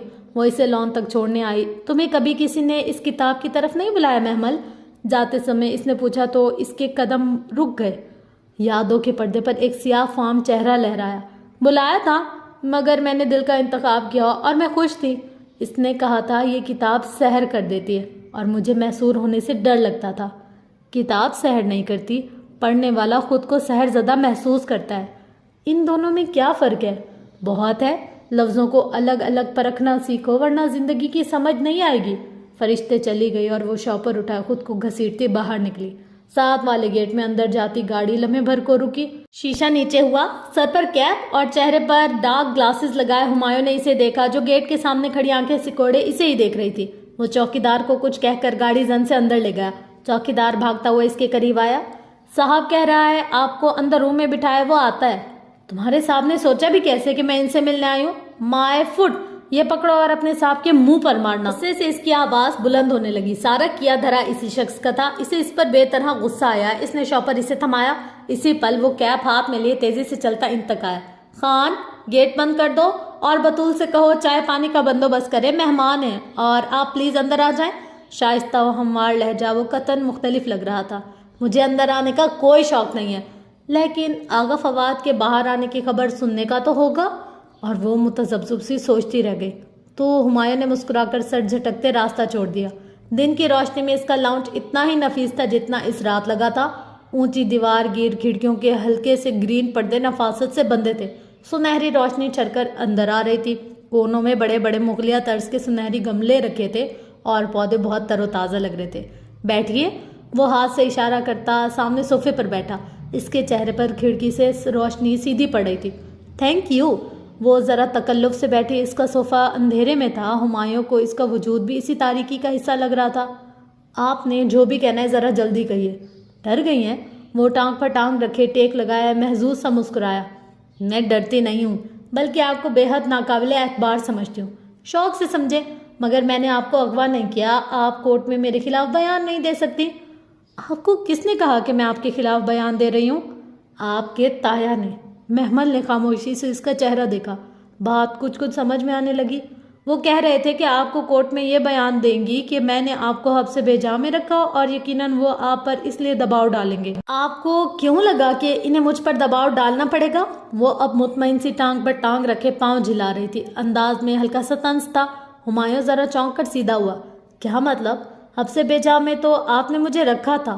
ASP صاحب، مس محمل ابراہیم، اتنی آسانی سے اتنے بڑے بیان نہیں دیے جا سکتے، حالانکہ آپ جانتی ہیں کہ میں بے قصور ہوں۔ بے قصور؟ اگر آپ مجھے گھر جانے دیتے تو میں یوں بدنام نہ ہوتی۔ پہلے آپ بے ہوش ہوئیں، حالانکہ اس وقت آپ ایک ASP کی تحویل میں تھیں، ہمایوں داؤد کی نہیں۔ اگر آپ مسجد کی چھت نہ پھلانگتی تو میں آپ کا بیان لے کر رات میں ہی آپ کو اکیلے گھر چھوڑا تھا۔ مجھے کمرے میں بند کرتے وقت تو آپ نے کسی بیان کا ذکر نہیں کیا تھا۔ مجھے قانون مت سکھائیں، وہ میرا تفتیش کا طریقہ تھا، اور آپ کے اس طریقے میں بھلے کوئی بدنام ہو جائے تو ہو جائے، مجھے پرواہ نہیں۔ آپ، اس کا دل چاہا وہ گملے اس کے سر پر پھوڑ دے۔ میم، اس وقت آپ کو آپ کے گھر نہیں چھوڑا جا سکتا تھا، ہم فواد کو ڈھیل دے رہے تھے۔ میں جانتا تھا آپ مسجد گئی ہیں اور فجر سے پہلے مسجد کے دروازے نہیں کھلتے، سو میں اذان سنتے ہی آپ کو لینے آیا۔ مجھے آپ کی کہانی نہیں سننی۔ وہ پیر پٹکتی اٹھی۔ وہ ابھی تک تاریکی میں تھی جس سے اس کے چہرے کے نقوش مدھم پڑے تھے۔ نہ سنیں، میرا کارڈ رکھ لیں، ہو سکتا ہے آپ کو میری مدد کی ضرورت پڑے۔ اس نے ایک کارڈ اس کے ہاتھ میں گویا زبردستی رکھنا چاہا۔ مجھے ضرورت نہیں۔ اس نے پکڑ تو لیا مگر جتانا نہ بھولی، اور پھر اسی طرح کارڈ پکڑے باہر نکل گئی۔ وہ لاؤنج میں تنہا کھڑا رہ گیا۔ کھڑکی سے چن کر آتی روشنی ابھی تک اس کے چہرے پر پڑ رہی تھی۔ لاؤنج میں سب بڑے موجود تھے۔ وہ سر جھکائے کارڈ کو احتیاط سے پاکٹ میں چھپا کر اپنے کمرے کی طرف جانے لگی۔ محمل، غفران چچا نے قدرے رعب سے پکارا۔ آغا جان نے تو اسے دیکھتے ہی منہ پھیر لیا۔ وہ اس دن سے اس سے مخاطب نہیں ہوئے تھے۔ جی، وہ ناگواری سے رکی۔ کدھر سے آ رہی ہو؟ پرچہ کٹوانے گئی تھی تھانے۔ واٹ؟ غفران چچا غضبناک سے اس کی طرف بڑھے۔ جی، آپ کے فواد آغا کے خلاف پرچہ کٹوانے گئی تھی۔ کیوں نہیں کٹوا سکتی؟ وہ ان کے بالکل سامنے کھڑی بلند آواز میں بدلحاظی سے بولی تھی۔ اور مجھ سے آئندہ سوال جواب مت کیجیے گا، میں جدھر بھی جاؤں میری مرضی۔ آپ لوگ ہوتے کون ہیں مجھ سے؟ چٹاخ کی آواز کے ساتھ اس کے منہ پر تھپڑ لگا۔ وہ بے اختیار 2 قدم پیچھے ہٹے اور چہرے پر ہاتھ رکھے بے یقینی سے غفران چچا کو دیکھا۔ پرچہ کٹواؤ گی تم؟ ہاں۔ انہوں نے اس کو بالوں سے پکڑ کر زور سے جھٹکا دیا۔ ہاں کٹواؤں گی، مجھے نہیں روک سکتے آپ لوگ، وہ حلق پھاڑ کر چلائی تھی۔ دوسرے ہی لمحے اسد چچا اٹھے اور پھر ان دونوں بھائیوں نے کچھ نہ دیکھا، تابڑ توڑ اس پر تھپڑوں کی بارش کر دی۔ آغا جان بڑے صوفے پر خاموشی سے ٹانگ پر ٹانگ چڑھائے بیٹھے اسے پٹتے دیکھ رہے تھے۔ ताई महताब, नाइमा और फिजा भी करीबी बिल्कुल खामोश बैठी थी। सामिया किचन के खुले दरवाजे में खड़ी थी। ऊपर सीढ़ियों से निदा झांक रही थी। वो इसे बुरी तरह गालियां बकते मारते चले गए। वो सोफे पे बेहाल सी गिरी चीख चीख कर रो रही थी, मगर इन दोनों ने इसे नहीं छोड़ा। बोल, कटवाएगी पर्चा? वो दोनों बार बार यही पूछते थे, यहाँ तक कि निढाल सी महमल में जवाब देने की सकत ना रही तो इन्होंने हाथ रोक लिया। सोफे को एक ठोकर मारकर गफरान चचा बाहर निकल गए। अम्मी, अम्मी! वो सोफे पर गिरी मुंह पर बाजू रखे घुटी घुटी सिसकियों से रो रही थी। मुसरत इधर कहीं भी नहीं थी। आहिस्ता आहिस्ता सब बड़े एक एक करके उठकर बाहर चले गए। सीढ़ियों से लगी तमाशा देखती लड़कियां भी अपने कमरे को होली। मर जाओ तुम सब, अल्लाह करे तुम सब के बच्चे मरे, छत गिरे तुम लोगों पर, गर्दन काट दूं मैं तुम्हारे बच्चों की। वो हिचकियों से रोती घुट घुट कर बद्दुआएं दिए जा रही थी। कितनी ही देर बाद लाउंज का दरवाजा खुला और दिन भर का थका हारा हसन अंदर दाखिल हुआ। कोट बाजू पर डाले, टाई की नॉट ढीली करता वो मम्मी मम्मी पुकारता जरा आगे आया तो एकदम साकित रह गया। कारपेट पर बिखरे कुशन और एक सोफे जिसे ठोकर मारकर अपनी जगह से हटाया गया था, इस पर अजीब तरह से गिरी महमल, बिखरे बाल, चेहरे पर नील, बाजुओं पर सुर्ख निशान। वो बाजुओं से आधा चेहरा छुपाए सिसकियों से रो रही थी। वो मुतहय्यर सा चंद कदम आगे आया। महमल? वो बिना पलक झपके से देख रहा था। किसने किसने किया ये सब? मर जाओ तुम! एकदम बाजू हटाकर इसने हसन को देखा और फिर चिल्लाई थी, खुदा करे तुम सब मर जाओ, यतीमों पर जुल्म करते हो, खुदा करे तुम्हारे बच्चे मर जाए सबके। महमल, मुझे बताओ ये किसने किया है? मैं? मर जाओ तुम सब! वो पूरी कुव्वत से चिल्लाई थी, फिर एकदम बिलक कर रो दिया और उठकर खड़ी हो गई। लड़खड़ाते हुए अपने कमरे की तरफ बढ़ गई। रात की तीसरे पहर इसने आहिस्ता से दरवाज़ा खोला। मध्यम सी चरचराहट सुनाई दी और फिर खामोशी छा गई। लाउंज सन्नाटे और तारीकी में डूबा था। वो दुखते जिस्म को ज़बरदस्ती घसीटती टीवी लाउंज तक आई। साथ ही फ़ोन स्टैंड रखा था। इसने कार्डलेस निकाला और इधर उधर एहतियात से देखती वापस आई। मुसरत आज घर पर ना थी। सुबह जब वो मस्जिद जाने के लिए निकली थी तो मुसरत घर पर ही थी, मगर शायद इसके जाते ही इनको कहीं भेज दिया गया था, गालिबन रजिया पुप्पो के घर। वो दरवाजे की कुंडी लगाकर बेड पर बैठ गई। लाइट ऑन कर रखी थी। सामने दीवार पर आईना लगा था। इसे अपना अक्स सामने ही दिखाई दे रहा था। लंबे बाल चेहरे के अतराफ में गिरे, सूजे होंठ, माथे और काल पर सुर्ख से निशान जो नीले पड़े थे। इसने बेख्तियार बाल कानों के पीछे अड़से। वो कार्ड अभी तक इसकी जीन्स की जेब में था। इसने मुड़ा तोड़ा सा वो कार्ड निकाला और नंबर डायल करने लगी। पहली घंटी पूरी भी ना गई थी कि चौकन्नी सी हेलो सुनाई दी। एएसपी साहब? इसकी आवाज़ लड़खड़ा रही थी। कौन? वो चौंका। मैं महमल। इसे अपना घमंडी अंदाज याद करके रोना आया। महमल, किधर हो तुम? खैरियत है? वो चुप रही। आंसू इसके चेहरे पर लड़कते गए। महमल बोलो। मुझे इन्होंने टॉर्चर किया है, मारा है। ओह, अब वो चुप हो गया। फिर आहिस्ता से बोला, अब कैसी हो? मुझे नहीं पता। वो रोने लगी।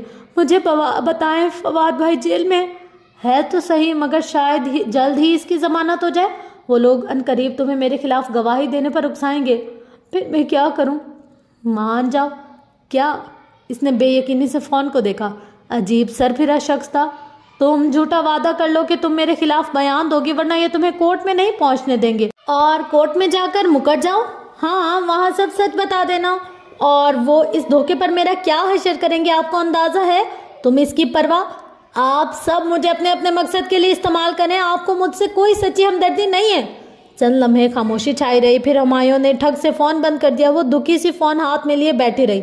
मुसरत अगली सुबह आ गई थी। इन्होंने कोई सवाल ना किया, कोई जवाब ना मांगा। बस इसे देखकर एक जामिद सी चुप होंठों पर लग गई थी। बहुत देर बाद आहिस्ता से बोली, तो बस इतना कि तुम फवाद के खिलाफ ज़रूर गवाही दोगी। इन्होंने मेरी बेटी के साथ अच्छा नहीं किया। और फिर चुपचाप काम में लग गई। पूरा घर इससे सोशल बाइकआउट कर रहा था। वो कमरे में खाना खाती और सारा दिन अंदर ही बैठी रहती, बाहर ना निकलती। अगर निकलती भी तो कोई इससे बात ना करता। इस रोज़ बहुत सोच कर वो फरिश्ते से मिलने मस्जिद चली आई। फिलहाल इसके कहीं आने जाने पर कोई रोक टोक ना थी। कॉलोनी की सड़क घने दरख्तों की बाढ़ से ढकी थी।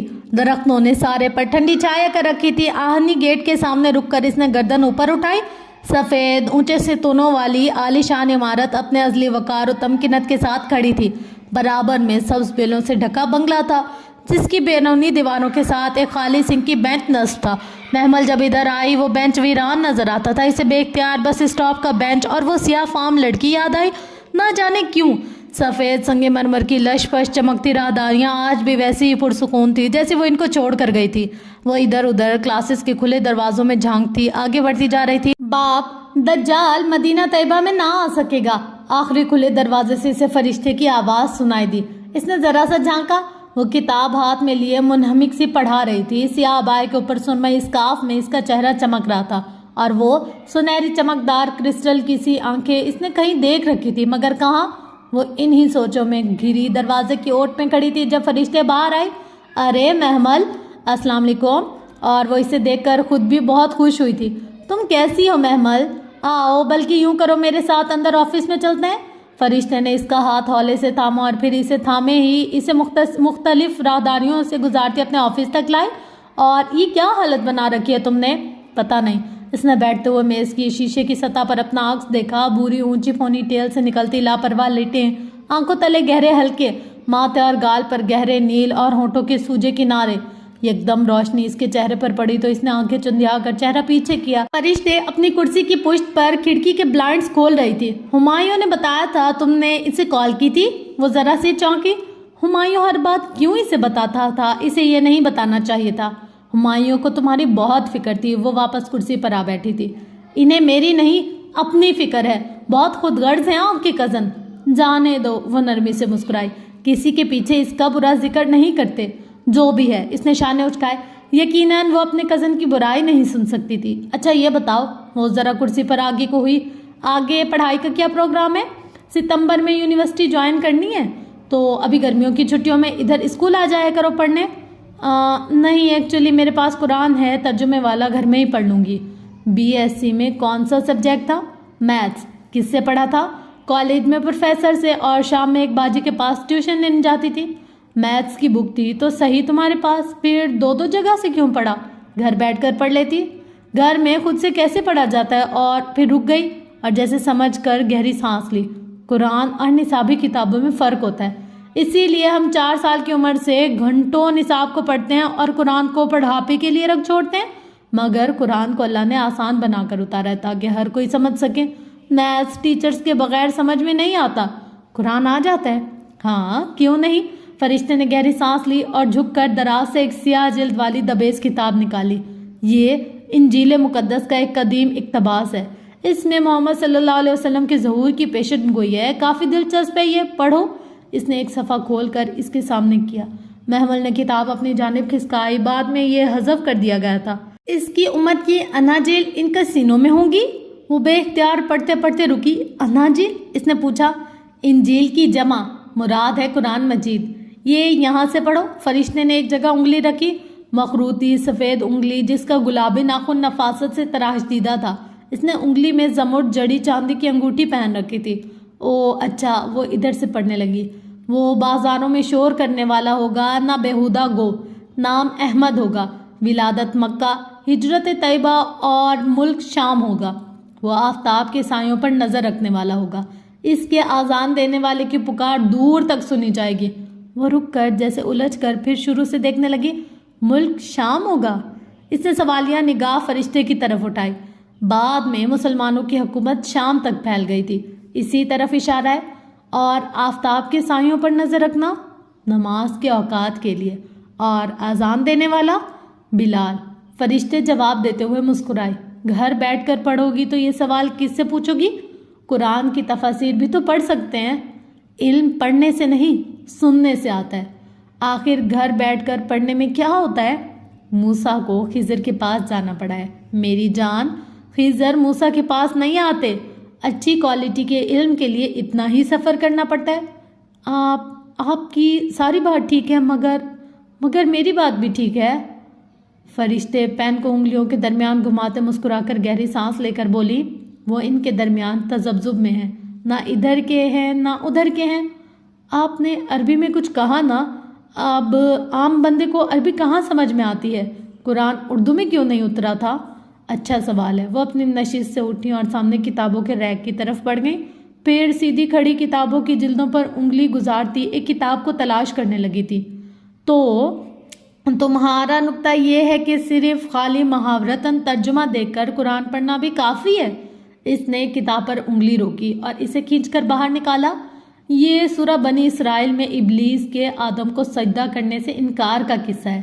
یہاں ابلیس نے آدم کے لیے کیا لفظ استعمال کیا یہ پڑھو۔ اس نے بڑا سا ترجمے والا قرآن اس کے سامنے کھول کر رکھا اور اپنی زمٹ جوڑی انگوٹھی والی انگلی ایک لفظ پر رکھی۔ محمل بے اختیار قرآن پر جھکی۔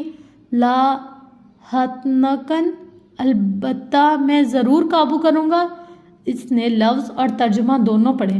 رائٹ، اگر البتہ میں اور ضرور کے ظاہر کو نکال دو تو 3 حرفی لفظ رہ جاتا ہے، ہے نون کاف، یعنی ہنک۔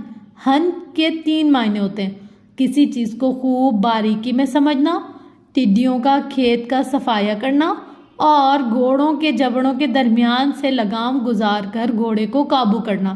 اردو میں بس اتنا لکھا ہے، قابو کرنا، جسے انگریزی میں کنٹرول کہتے ہیں، جبکہ عربی کی وسعت ہمیں بتاتی ہے کہ شیطان کس طرح ہماری نفسیات سمجھ کر ہمارے ایمان کا صفایا کر کے ہمیں لگام ڈالتا ہے، اور وہ لگام عموماً منہ کے راستے سے ڈالی جاتی ہے۔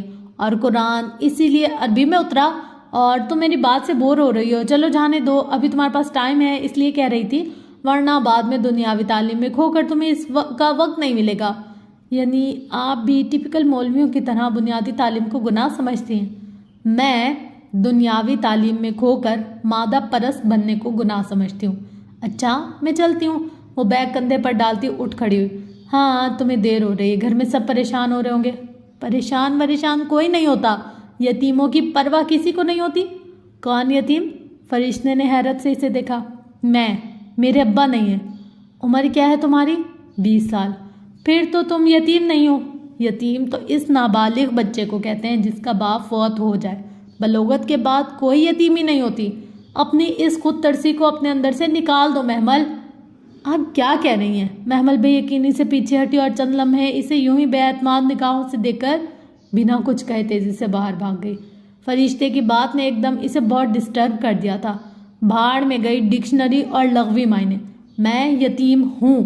وہ تیزی سے راہداری عبور کر کے برآمدے میں آئی۔ آگے نکل ہی نہ پائی تھی کہ ریسیپشنسٹ نے روک دیا۔ السلام علیکم، یہ آپ کا ایڈمیشن فارم ہے، فرشتے باجی نے کہا تھا کہ آپ کو اس کی ضرورت ہے۔